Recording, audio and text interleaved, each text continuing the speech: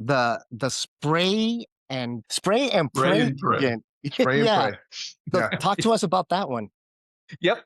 That's the opposite of the business owner Mhm. agent. This is a person who is willing to try Everything. anything, and Yeah. they do. They try and they do everything. This agent experiences dramatic swings in production. So you can have a really good quarter or a really good year, and then you can have a really bad year because the swings are very dramatic because they're Mm. trying. They have so many irons in the fire, and they're spread very thin. So, but the strengths, and I'm looking at my notes, but the strengths tend to be that this type of personality is very curious, Mm. which is good Mm. because they explore and sometimes they discover something that works really, really great, which is just a good trait to have in life. You know, curiosity is a sign of intelligence, right? Also, they're excited to try new things. They occasionally stumble upon something lucrative and something effective. The challenges are that this personality type is very unfocused, and it often manifests into anxiety and stress. And believe me, a lot of stuff bottlenecks into me and my team and my assistant, Natasha, who's awesome when we have a spray and pray agent doing a million different things, it kind of bottlenecks Yeah. and we have to kind of make everything work at the last minute and pull it all together before the weekend for their event or their open house or their whatever. So I'm hyper aware of this type of agent. I try to help guide them, but it's oftentimes it can be a little bit difficult. And I'd say that this type of person, and again, I'm not bashing Right.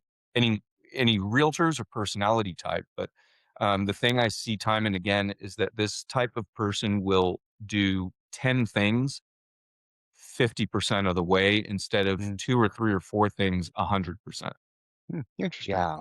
One of the things at my last team was, and not to bash my last team, it was a really good Oh, team. you're bashing them, Mark. I am bashing them, but one of the things was I felt like every month there was some new thing that we were bringing in, and there's a new CRM, a new thing we're developing. And I'm like, hold on, hold on. Like, I still haven't even learned the last two. Mm. Right. And so I think with the spray and pray is kind of the same thing. It's probably better just to focus on a few things and do them really well. Right. And then once Yep. you master those, okay, what else could I do?